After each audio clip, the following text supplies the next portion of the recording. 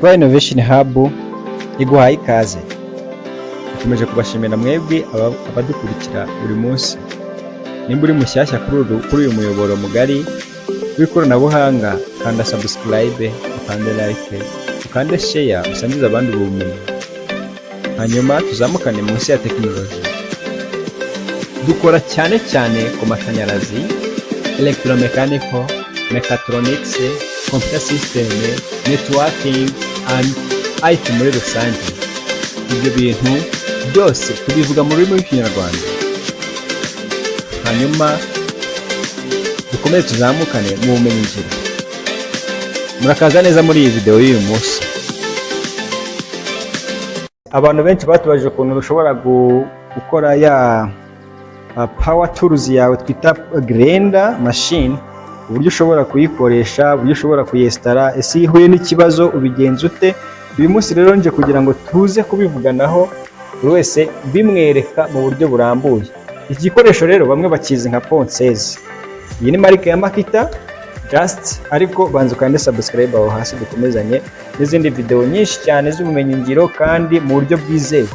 Iki gice rero cya mbere kino grinder machine, iyi ni cover idufasha guprotectinga icyo twita disk yacu, cover ya disk. Hanyuma tukagira indi part y'ingenzi dushyiramo disk, izi element nizo ziba ziri kuri ya ponseze yacu z'ingenzi zidufasha gufunga iyi disk, ndaje mbibereke. Hanyuma reka tu breaking down ino ibice by'ino ponseze. Nuko ngo dufite hano dufata tuhita kuri handle, tukagira switch yayo ikaza kugira power cable izadufasha kuza gucomeka muri electrical supply kugira ngo ibashe gukora ikenera umuriro. Birumvikana babonye ahantu hose bayikoresha bayicomeka ku muriro. Niyo mpamvu rero ugomba kumenya ko igomba kugira switch idufasha guswitchinga. Urakanda kuri kikaka, warekura igumamo, ugakanda hagana inyuma ikavamo. Niko kwizi turaje tubikore turebe. Hano rero igira ikindi gice cy'ingenzi kibamo moteri yayo, ariyo ituma iraninga cyangwa yikaraga. Hanyuma tukagira indi part yitwa header. Iyi header ibirimo part ya gearbox yayo ifata ya speed ya moteri ikayigabanya ku muvuduko w'ino grinder machine, ubwo mukabona yikaraga neza cyane. Guys, rero reka tugende hano ubundi tunahita kuri chuck. Iyi chuck yayo ubanza kuza gufata ya part twakuyemo iyi ngiyi, ukaza ukayishyiramo urebesheje neza uko ino shape ya hano imeze, ukaza ukayifungamo like this uburyo wumva kitagenda. Indi part rero tubanza gushyiraho, umaze gushyiramo iyi ngiyi uraza ukareba ese grinder yanjye nzayikoresha iri hehe cyangwa nyifashe gute. Ukuvuga ngo mu buryo bwiza bwo gufata ponseze nimba ukoresha right hand, ukuboko kw'iburyo uraza ugafungaho iyi handle yawe witonze neza, ukayifatisha.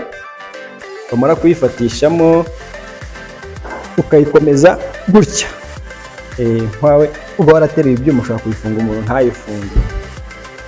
Ikindi kintu dukurikizaho rero turaza tugafata iyi part yacu yitwa disk. Iki ngiki nicyo gikoresho gikata ibyuma. Hari n'igikata ibikuta ariyo twita disk beto, ariko ubu munsi ngenda ifashisha ibyuma nk'uko muyibona. Uraza ukayishyiramo gutya, ntago uyishyiramo uyubitse, oya, ugomba kubona iyi space bagusigiye hagati y'ino cover na disk ukayishyiramo imeze uku nguku. Hanyuma uri kubona ko nyuma hakenewe akandi kantu kugira ngo disk yacu ize gufata. Iyi niyo twita support yacu ifata ya disk. Uraza ukayifungamo, ureba kano gashepu kacu inyuma kakaza hanze, ntago tuyifungamo gutya.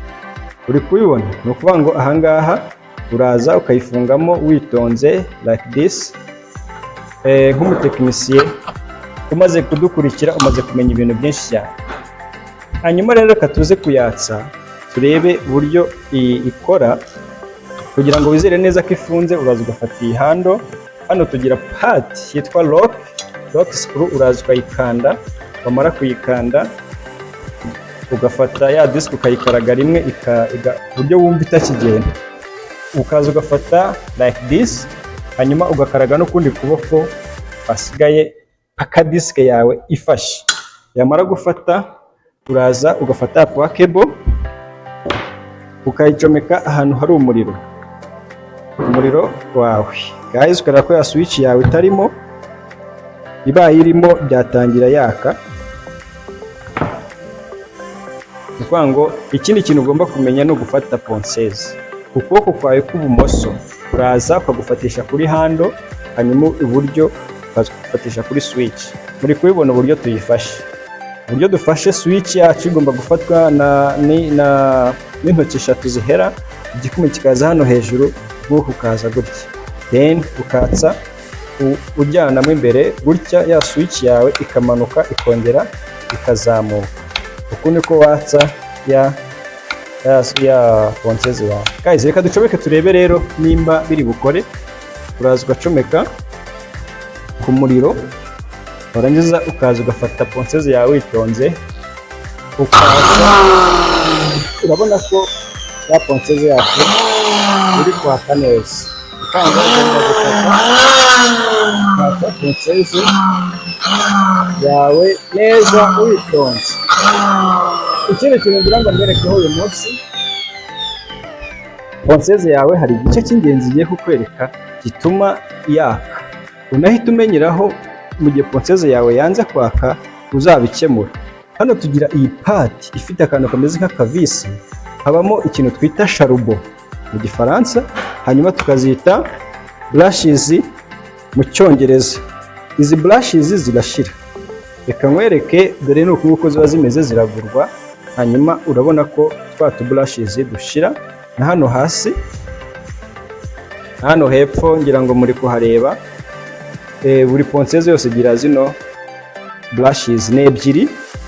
Uraza ukayifungura. Urugero nka ponseze yawe yanze kwaka, reka ducomeke turebe. Urabona nzikuyemo, nkaza nkacomeka like this, nkaza nkafata ponseze yanjye nkatsa.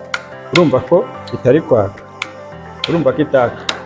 Zishobora kuba zashize cyangwa zagize ikibazo, uraza ukazifungura muri ubu buryo nkweretse. Nk'umutekinisiye ugomba kuba ufite turnovisi. Ndabizi ko nta mutekinisiye utagira ipensi. Guys, izi nizo twita sharubo. Urabona ko urebye neza zirashira, bitewe n'uko iriya pati yikaraga ya moteri yayo iba yikaraga, zigatuma zino carbon zishira. Hanyuma n'iyi ngiyi urabona ko zashize. Ushobora kugenda ukajya muri kenkayori yose kwegereye ukabaza sharubo za ponseze, baba bazigurisha 500. Ubwo ndabamamarije wa kenkayori, mukande subscribe nanjye munzamure guys. Hanyuma uraza ukayishyiramo neza like this witonze, ukaza ugafata na ya cover. Wayigura ari nshyashya, waba wahafunguye ugira ngo urebe ikibazo cya ponseze yagize, ukafunga witonze, ugafata turnovisi yawe, then ugafungamo ino cover ya brushes cyangwa ya sharubo. Ngira ngo ubwo ponseze ntirangiye, irarangiye yose neza kandi ku buntu, hano ruvaro utanze. Mu gihe bamwe bajya kubyiga ku ishuri, ubu ngubu tekinoloji yarabyoroheje. Ushobora kunyarukira kuri YouTube ukaza ukareba kuri Rwa Innovation Hub ukabyiga ndetse ku buntu. Gusa ntuzambaze seritifika ntabwo nzabimenya cyangwa tuyiguhe. Kereka nugana ku ishami ryacu rikwegereye ukagenda ukiga daily, ukiga neza kugira ngo tuguhe seritifika. Tugira group ya WhatsApp muri description, ushobora kuza ukajya muri icyo twita Innovation Academy. Harimo abatekinisiye benshi, duhana ibitekerezo, ikibazo wagize uratubaza, abatekinisiye tukakunganira kandi ku buntu.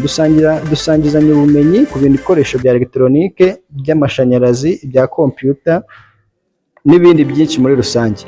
Iyo umaze rero gushyiramo za sharubo zawe, umaze kuzisimbuza cyangwa wagira ngo urebe ikibazo aho kiri, urangira ugatestinga mashini yawe ko irimo neza yaka. Urumva ko yatse kubera ko maze kuzishyiramo. Thank you very much. Urabanye natwe muri ino video y'uyu munsi. Thank you.